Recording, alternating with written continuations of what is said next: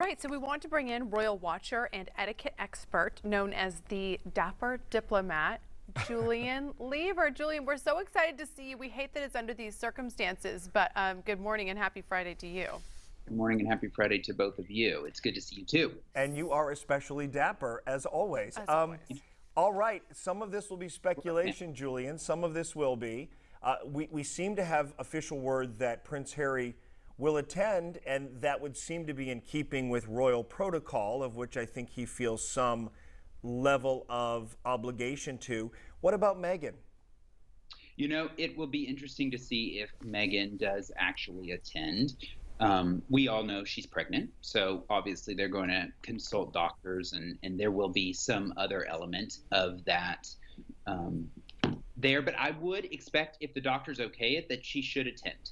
I think that the kind of message from the Queen when they left and after this last interview was that they are much loved members of the royal family as a family. And so as a family, I believe that they will attend. So let's talk about, so in regular situations, families have awkward situations and you show up, you know, in our realm, at a funeral, you just kind of leave the past in the past and show up for the funeral on your best behavior and honor the one who has passed. How do you think things will play out in this scenario? Because it's not just like one quick little service and then you go to a potluck and it's over. Exactly. This is going to be a days long affair.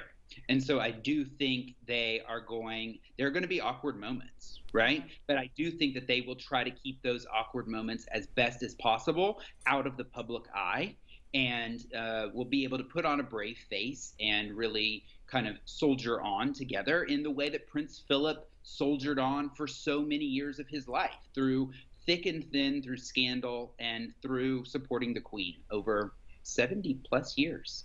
That's an interesting observation, because I know you, being a royal watcher yourself, Julian, you've probably watched The Crown, as we all have, and in those early episodes, that first season, we got a sense, as they depicted it, how their relationship came to be.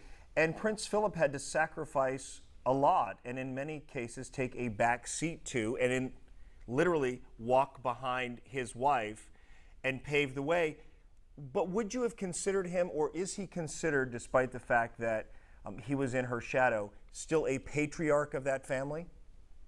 Yes, I actually would say that he is the patriarch. You know, the Queen, from the beginning, really stated that she would be the monarch and he would run the family.